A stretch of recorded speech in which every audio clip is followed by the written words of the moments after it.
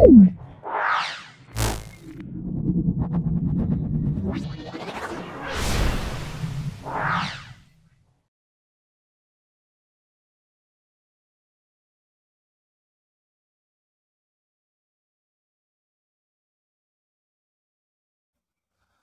নাও, আজকে হলো বাঁকুড়া জেলা school.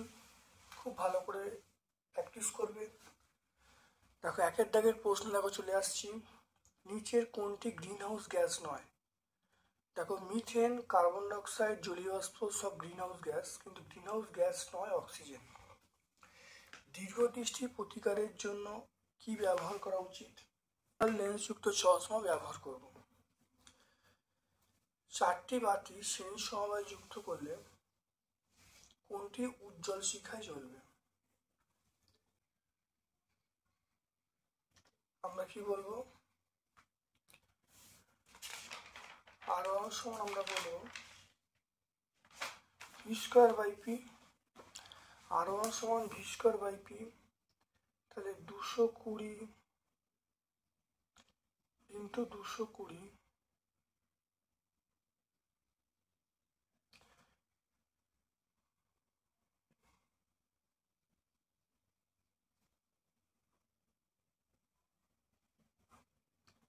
By 25।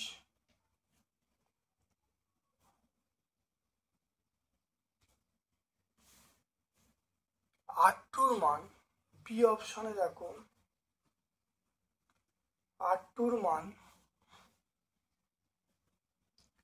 220 into 220 by 60। Option C দেখো, R3 মান 220 ইন্টু 220 বাই 100। অপশন ডি দেখো, R4 সমান 220 ইন্টু 220 বাই 40। এখানে দেখে নাও কার রোধ সবচেয়ে বেশি। দেখো, আমরা দেখতে পাচ্ছি R1 এর রোধ সবচেয়ে বেশি। তা দেখো না, R1 এর রোধ সবচেয়ে বেশি।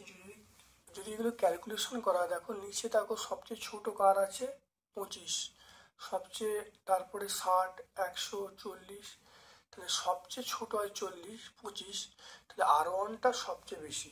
তো এখান থেকে আমরা সিদ্ধান্ত করতে পারি, তার নিচেই ছোট হয় তাহলে ওপরটা বড় হবে। তাহলে R1 এর রোধটা সবচেয়ে বেশি। তাহলে R1টা হলো সবচেয়ে বেশি। R1টা বেশি যদি হয়, তাহলে আমরা এখান থেকে বলতে পারবো যে আমরা জানি পি প্রপোর্শনাল একটা সূত্র আছে আর। তাহলে R1টা বেশি উজ্জ্বল শিখায় জ্বলবে, অর্থাৎ প্রথম বাতিটা উজ্জ্বল শিখায় জ্বলবে এবং শক্তি ব্যয়িত শক্তি বেশি হবে। তাহলে এখানটা আমরা কি বলবো? R1 মানে প্রথম বাতি। অর্থাৎ এটা আমরা কোনটা বলবো? আমরা এই অপশনটাই বলবো। তারপর দেখে নাও, উপরের চিত্রে তড়িৎ কোষের ইএমএফ 5 বলা আছে, অভ্যন্তরীণ রোধ বলা আছে অভ্যন্তরীণ রোধ এত। এই 4 ওহম রোধের মধ্যে কত প্রবাহ মাত্রা যাচ্ছে এটা বার করতে হবে।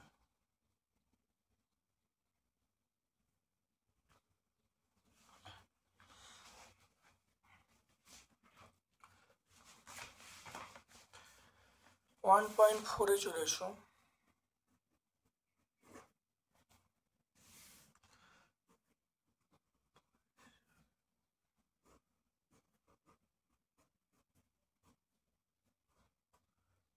এটা 4 ওহম, এটা আই, এটা 5 ভোল্ট, 1 ওহম।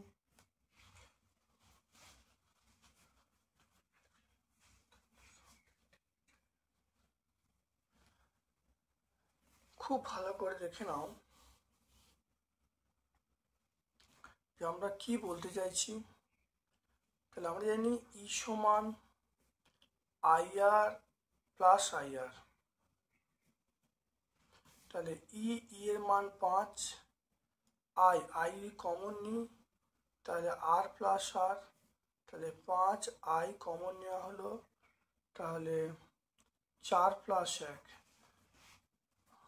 তাহলে এখান থেকে দেখো পেয়ে যাব 5 = I × 5, তাহলে এখান থেকে আমরা I এর মানটা পেয়ে যাব 5/5, তাহলে I এর মানটা পেয়ে যাব 1 অ্যাম্পিয়ার, তাহলে I এর মানটা পেয়ে গেল 1 অ্যাম্পিয়ার।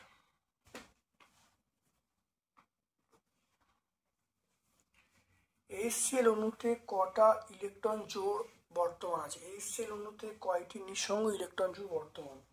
ইলেকট্রন জোড় নিঃসঙ্গ ইলেকট্রন জোড় বর্তমান দেখে নাও, 1, 2, 3টে।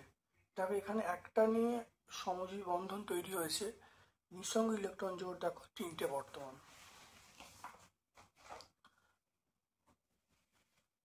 তারপর দেখে নাও নিচের পদার্থগুলির মধ্যে কোনটা তড়িৎ বিশ্লেষ্য? পারদ তড়িৎ বিশ্লেষ্য নয়, চিনি জলীয় দ্রবণ নয়, লবণ জল এটা কিন্তু তড়িৎ বিশ্লেষ্য, তাই লবণ জল বলবো। ব্রোমিন তড়িৎ বিশ্লেষ্য নয়, তাহলে অবশ্যই লবণ জল বলবো। অ্যামোনিয়া জলীয় দ্রবণের সঙ্গে কোন ধাতব আয়ন বিক্রিয়া করে বাদামি বর্ণের অধক্ষেপ তৈরি করে? বাদামি বর্ণের অধক্ষেপ তৈরি করে দেখো, সেটা হলো ফেরিক ক্লোরাইড। দেখে নাও ফেরিক ক্লোরাইড, তাহলে আমরা বলবো ফেরিক আয়ন।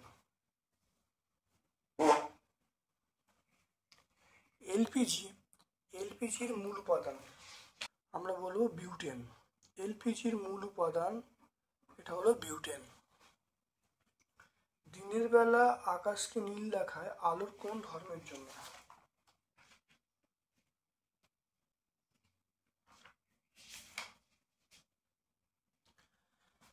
দেখো আকাশ এটা বিক্ষেপণ, আলোর বিক্ষেপণ, তাহলে আমরা বলবো আলোর বিক্ষেপণ। ফিউজ তার বৈদ্যুতিক ফিউজ তার কিসের তৈরি হয়? এটা আমরা বলবো টিন এবং সীসা। কি বলবো? টিন এবং সীসা। এটা আমরা পেজ নাম্বার 72-এ বলবো। ডিসির পরিবর্তে এসি পাঠালে বার্লো চক্রের ঘূর্ণন কি হবে? ডিসির পরিবর্তে এসি পাঠালে বার্লো চক্রের ঘূর্ণন কি হবে?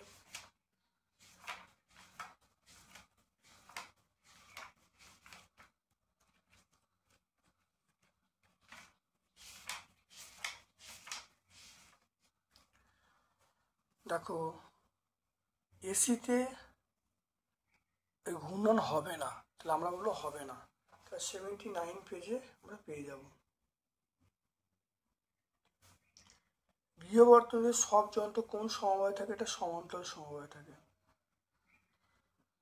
সমান্তরাল। একটি যৌগের উদাহরণ দাও যা জলীয় দ্রবণ মৃদু তড়িৎ বিশ্লেষ্য। এটা বলবো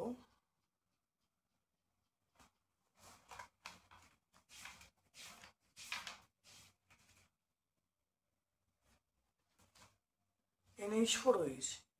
তাহলে মৃদু তড়িৎ বিশ্লেষ্য হলো অ্যামোনিয়াম NH4OH, এটা আমরা বলবো। তড়িৎ বিশ্লেষণে সিউ ধাতুর পরিশোধনে অশুদ্ধ সিউ কোন তড়িৎ দ্বারা ব্যবহার করা হয়?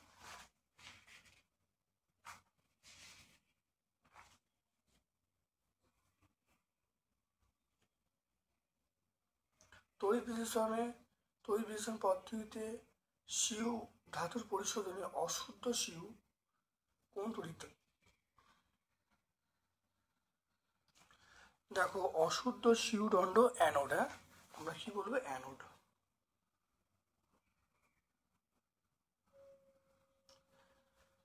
তারপর দেখো কোনো ধাতব পদার্থে সিলভারের প্রলেপ দিতে হলে তড়িৎ বিশ্লেষক হিসাবে কি ব্যবহার করবে? দেখে নাও, কোনো ধাতব পদার্থে সিলভারের প্রলেপ দিতে হলে তড়িৎ বিশ্লেষক হিসাবে কি ব্যবহার করবে? সিলভারের প্রলেপ দিতে হলে, সিলভার মানে রূপোর প্রলেপ দিতে হলে আমরা পটাশিয়াম আর্জেন্টা সায়ানাইড ব্যবহার করব।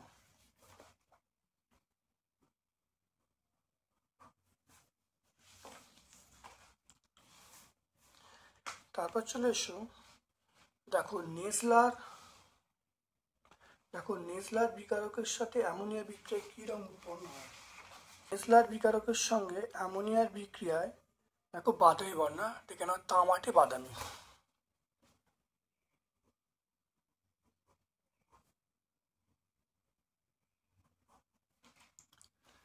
এরপরে আমরা চলে আসবো H2S গ্যাসকে AgNO3 দ্রবণে পাঠালে কি পদক্ষেপ পড়ে এবং পদক্ষেপটির সংকেত।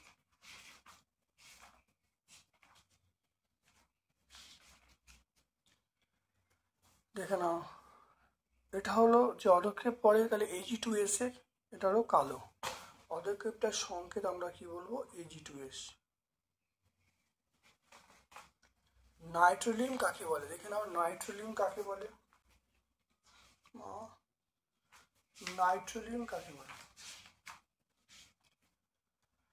দেখে নাও, ক্যালসিয়াম সাইনামাইড এবং কার্বনের দূষণ মিশ্রণকে আমরা নাইট্রোলিন বলবো। এটা আমরা পেজ নাম্বার 125-এ পেয়ে যাব।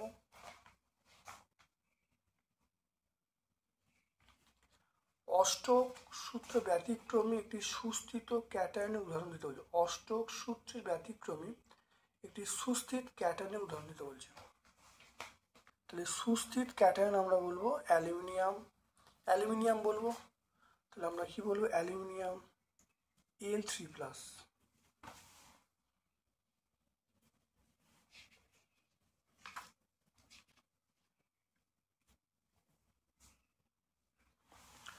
বা আমরা যদি বলি Li+, এটা বলবো আমরা Li+ও বলতে পারি, Li+, এটা বলতে পারি।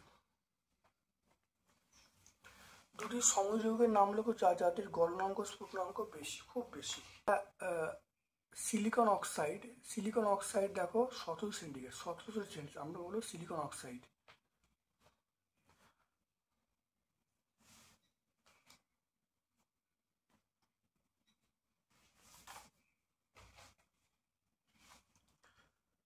Silicon oxide. তারপর দেখে নাও গ্রুপ সি এ চলে এসো। দুটি রোধকে শ্রেণী সমবায় যুক্ত করলে তুল্য রোধ 25 হয়, সমান্তর সময় যুক্ত করলে তুল্য রোধ 6 ওহম হয়। রোধ দুটোর মান লিখতে বলছে বা রোধ দুটোর মান নির্ণয় করতে বলছে। দেখে নাও 3.1। তাহলে ধরি দুটি তুল্য রোধ R1 ও R2, তাহলে শ্রেণী সমবায় যোগ R1 + R2, এটা কত বলা আছে? 25 বলা আছে। সমান্তর সমবায় সেটা হলো R1 × R2, সমান্তর সমবায়ে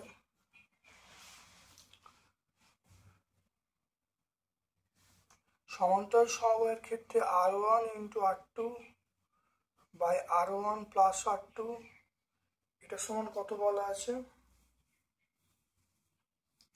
এটা সমান বলা আছে 6। তাহলে দুটি দেখো R1 + R2-র মান 25, আর এইটা R1 + R2-র মান এখানে বসাচ্ছি। তাহলে R1 R2 এটা হলো 25, এটা হলো 6, এখানে R1 × R2 এটা 150। দেখে নাও।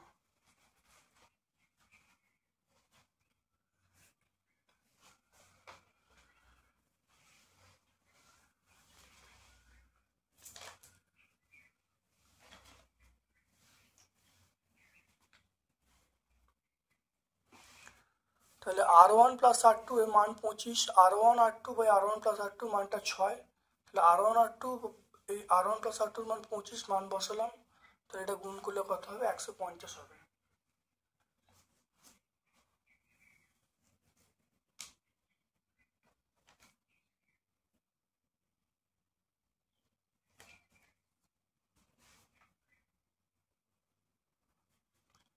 এরপর দেখো আমি চলে আসছি R1 - R2 তার হোল স্কয়ার, R1 + R2 তার হোল স্কোয়ার মাইনাস 4r1r2।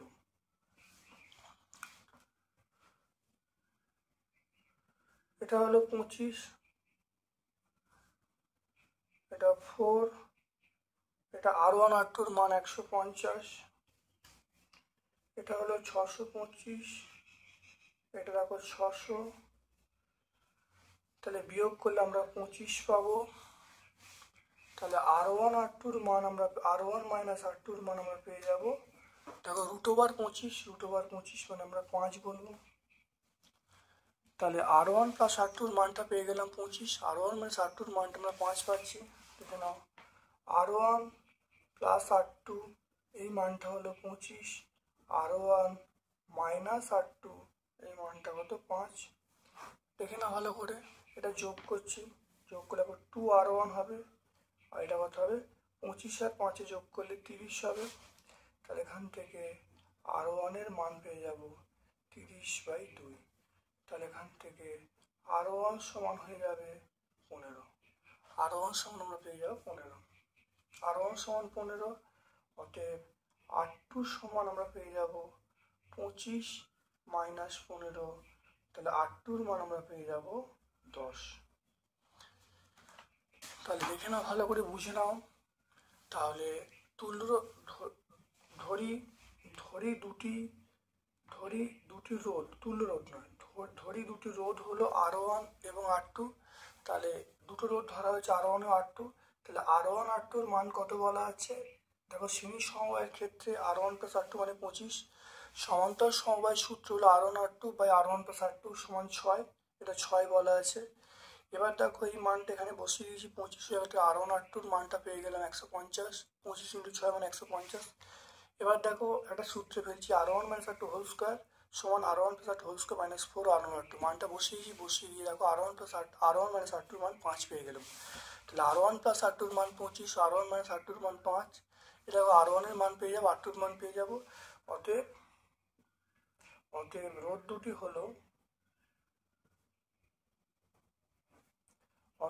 দুটি হলো, একটা আমরা বলবো 15 ওহম আর একটা বলবো 10 ওহম।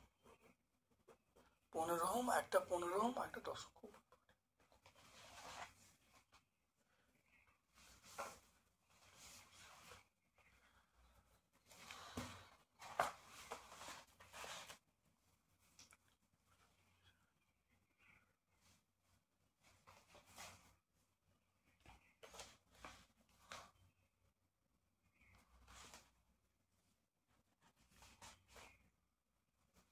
চলে এসো, দেখো লেঞ্জের সূত্রের সাহায্যে শক্তি সংরক্ষণ নীতি ব্যাখ্যা করতে বলছে। দেখো লেঞ্জের সূত্রের সাহায্যে শক্তি সংরক্ষণ সূত্র আমরা এখান থেকে এই পর্যন্ত বলে দিলে কিন্তু উত্তর চলে আসবে। দেখে নাও, পেজ নাম্বার 82 আমরা পেয়ে যাব।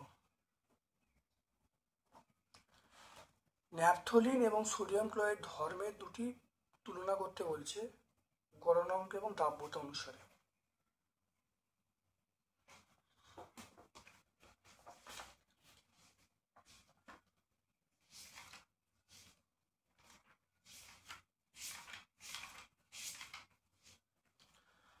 দেখে নাও, ন্যাপথলিন এবং সোডিয়াম ক্লোরাইড, ন্যাপথলিন দেখো গলনাঙ্ক অনেক বেশি হয় যেহেতু সময় যৌগ, আর সোডিয়াম ক্লোরাইড দেখো এটা দেখো এটা তাই ন্যাপথলিন দেখো সমযোজী যৌগ হওয়ায় দেখো গলনাঙ্ক কম হয়, আর সোডিয়াম ক্লোরাইড এটা সমযোজী বা আয়নীয় যৌগ হওয়ার জন্য গলনাঙ্ক বেশি হয়। ন্যাপথলিন জলে অদাব্য, সোডিয়াম ক্লোরাইড জলে দাব্য।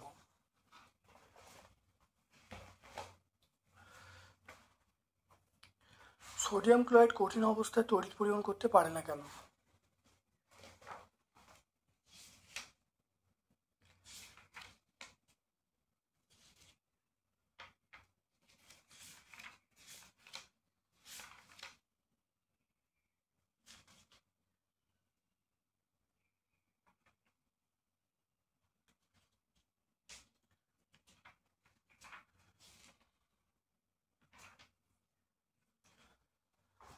এখানে সোডিয়াম ক্লোরাইড কঠিন অবস্থায় তড়িৎ পরিবহন করতে পারে না, কারণ দেখো সোডিয়াম ক্লোরাইড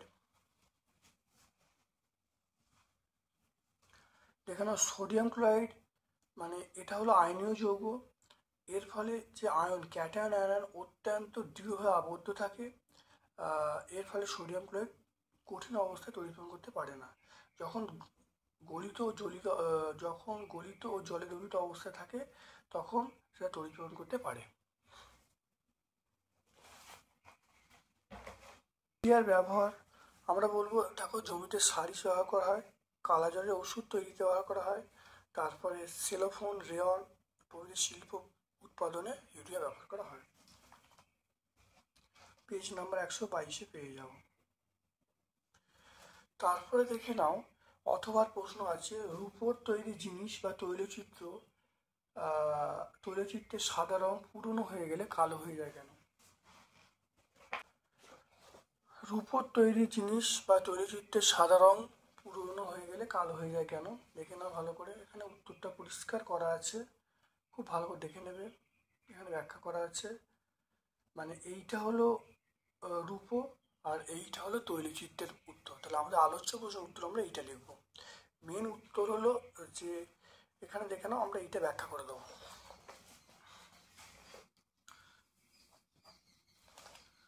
আমরা চলে আসছি গ্রুপ ডি এর প্রশ্নে।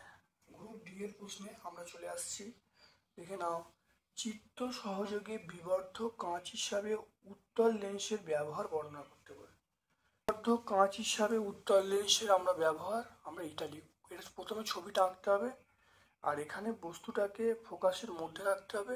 তাহলে প্রতিবিম্বটা কী হবে? প্রতিবিম্বটা বস্তু সাপেক্ষে সোজা হবে, সমশীর্ষ হবে এবং এটাকেই কাজে লাগিয়ে আতস কাঁচ বা বিবর্ধক কাঁচ তৈরি করতে পারি।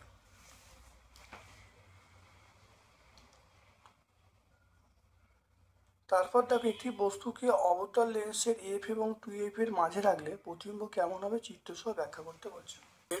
এফ এবং 2f, এটা এফ এর বাইরে, তাই 2f এর মধ্যে, এফ এবং 2f এর মধ্যে বস্তু রাখলে দেখো প্রতিবিম্ব যে গঠিত হবে, দেখে নাও ভালো করে। আমরা বলবো এটা হবে, দেখে নাও, প্রতিবিম্বটি কী হবে? আমরা বলবো সেটা হবে সমশীর্ষ হবে, বস্তুর থেকে ছোট হবে আর এটা আমরা প্রতিবিম্ব পাবো। দেখে নাও, তাহলে প্রতিবিম্বের অবস্থান কী হবে? প্রতিবিম্বের অবস্থান হবে বস্তু যেখানে থাকবে প্রতিবিম্ব সেদিকেই তৈরি হবে, এটা আমরা বলবো। আর প্রতিবিম্বের একটা অসৎ হবে, সমশীর্ষ হবে, বস্তুর থেকে ছোট হবে। এই ছবিটা আঁকতে হবে। উত্তল লেন্সের অভিসারী ক্রিয়া চিত্রসহ ব্যাখ্যা করতে বলছে।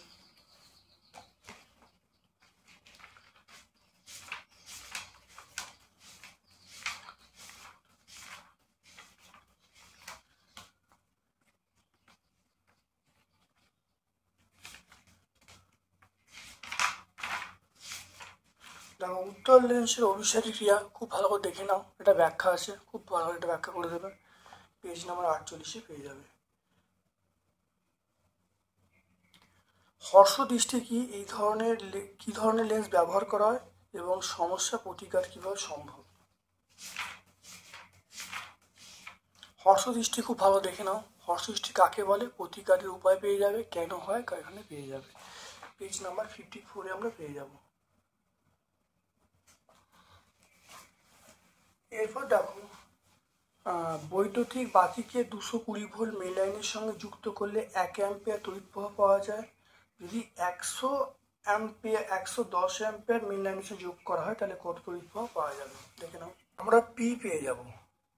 পি মানে ভি ইন্টু আই। ভি এর মান 220 আর আই এর মান 1, তাহলে 220 আমরা ওয়াট পেয়ে যাব,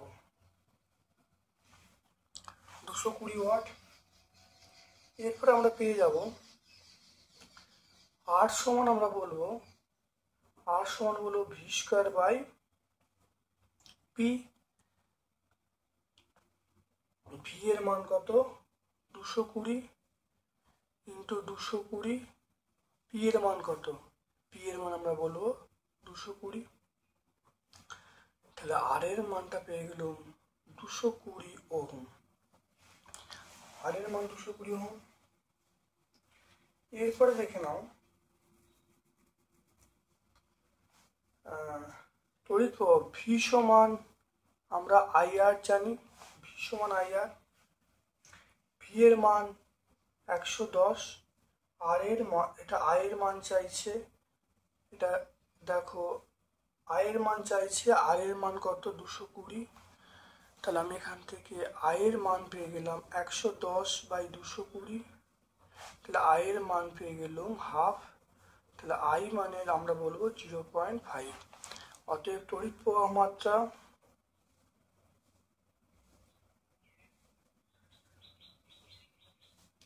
0.5 অ্যাম্পিয়ার। খুব ভালো করে দেখে নাও, পি সমান ভিআই। এখান থেকে দেখো ভি এবং আই এর মান বসিয়ে দিয়েছি, তাহলে পি এর মান 220 ওয়াট। তাহলে আর সমান v²/p। তাহলে ভি এর মান বসিয়ে দিয়েছি, তাহলে 220 ওহম। ভি সমান আই আর মানটা বসিয়েছি, আই এর মান দেখো হাফ। তাহলে আই সমান 0.5। তাহলে তড়িৎ প্রবাহ মাত্রা আমরা কি বলবো, 0.5 অ্যাম্পিয়ার।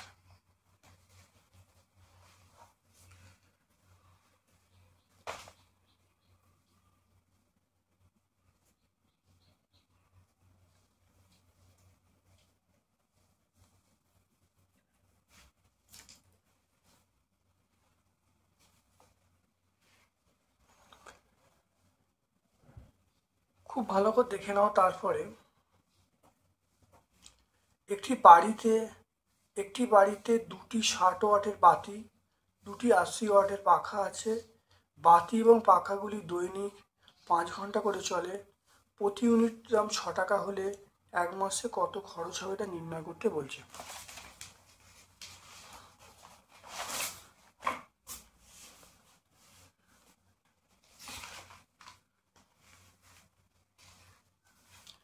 তাহলে একটি বাড়িতে দেখে নাও, একটি বাড়িতে দুটি 60 ওয়াটের বাতি, দুটি 80 ওয়াটের পাখা আছে। বাতি এবং পাখাগুলি দৈনিক 5 ঘন্টা করে চলে। প্রতি ইউনিট দাম 6 টাকা হলে এক মাসে কত বিল হবে দেখতে পাচ্ছি। ব্যয়িত বিদ্যুৎ শক্তি, দৈনিক ব্যয়িত বিদ্যুৎ শক্তি, এটা দেখে নাও 2 × 60 ওয়াট, দুটো 60 ওয়াটের বাতি, দুটো 80 ওয়াটের পাখা, প্রতিদিন কত 5 ঘন্টা করে চলছে।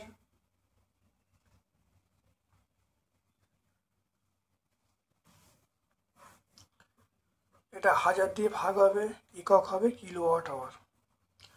তাহলে 2 × 60 প্লাস 2 × 80, প্রতিদিন কত করে 5 ঘন্টা করে চলছে। তাহলে এটা 1000 দিয়ে ভাগ হলে কিলোওয়াট আওয়ার পেয়ে যাব। এখানটা আমরা কি পেয়ে যাবো, 120 পেয়ে যাব। এখানটা দেখো 160 পেয়ে যাব, ইন্টু 5 বাই আমরা 100 পেয়ে যাব।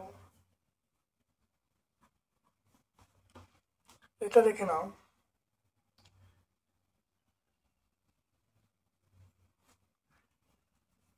এটা দেখো আমরা 280, দেখো এটা আমরা পেয়ে যাব 280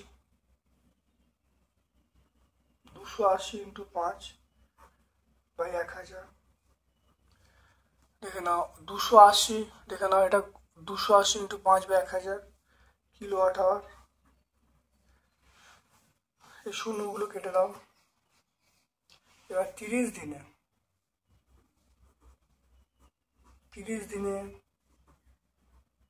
ব্যয়িত বিদ্যুৎ শক্তি, সেটা কত হবে, 30 দিয়ে গুণ হবে। তাহলে 28 ইন্টু 5 বাই 100 ইন্টু 30, শূন্যগুলো কেটে গেল।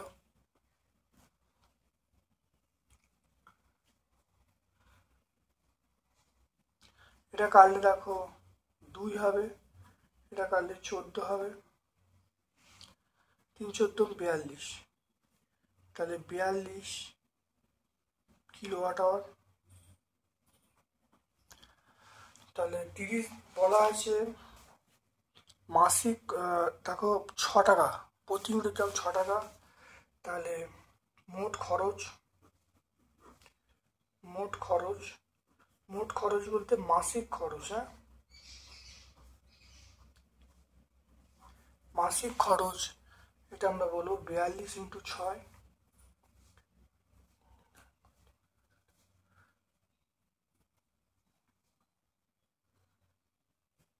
252 টাকা। দৈনিক, দেখো দৈনিক ব্যয়িত বিদ্যুৎ শক্তি এটা আমরা বললাম এখানে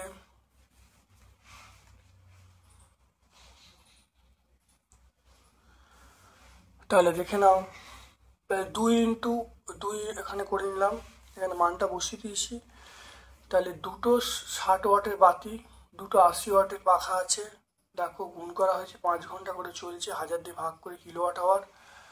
এরপর দেখো শূন্যগুলো কেটে দেওয়া হয়েছে, তাহলে 30 দিনে যে ব্যয়িত বিদ্যুৎ শক্তি, তাহলে এটা ইন্টু 30 করা হলো, তাহলে মোট মাসিক খরচ কত, তাহলে 42 ইউনিট খরচা, 42 ইউনিট মাসিক হচ্ছে, তাহলে 6 টাকা করে, তাহলে 42 × 6 করলে কত হবে, সেটা আমরা বলবো 252 টাকা।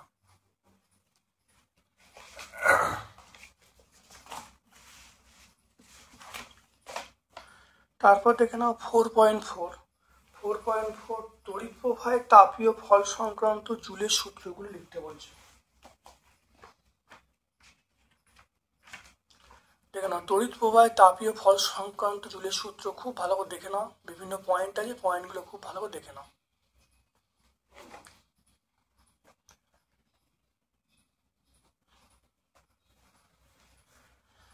তারপর দেখো হেবার পদ্ধতিতে অ্যামোনিয়ার শিল্প উৎপাদনের শর্তাবলী এবং সমীকরণ লিখতে বলছি। আমরা এটা ব্যাখ্যা করে দেবো। হেবার পদ্ধতি দেখো কিভাবে অ্যামোনিয়া উৎপন্ন, তার পদ্ধতি বিভিন্ন অনুঘটকের সাহায্যে ব্যাখ্যা করা আছে, তোমরা লিখে দেবে। পেজ নাম্বার 121 আমরা বলবো। তারপর দেখো তরল হাইড্রোক্লোরিক অ্যাসিড তড়িৎ পরিবহন সক্ষম নয়, কিন্তু গলিত NaCl তড়িৎ পরিবহন সক্ষম কেন? তরল দেখে নাও, তরল হাইড্রোক্লোরাইড তড়িৎ পরিবহন সক্ষম নয়, গলিত NaCl তড়িৎ পরিবহন সক্ষম, কারণ তরল দেখো হাইড্রোক্লোরিক অ্যাসিড সমযোজী যৌগ, তাহলে এইটা কিন্তু আয়নিত হতে পারে না, তাহলে অনুরূপে বিরাজ করে, তাই সেই জন্য তড়িৎ অবিশ্লেষ হিসেবে কাজ করে, তড়িৎ বিশ্লেষণ করতে পারে না। অপরপক্ষে সোডিয়াম ক্লোরাইড, সেটা দেখে নাও, যেহেতু এটা তৈজীয় যৌগ, তাই এদের অণুর অস্তিত্ব নেই, এটা বিয়োজিত Na+ এবং Cl- আয়ন উৎপন্ন হয়, অর্থাৎ আয়ন রূপে অবস্থান করে, ফলে তড়িৎ পরিবহন করতে সক্ষম।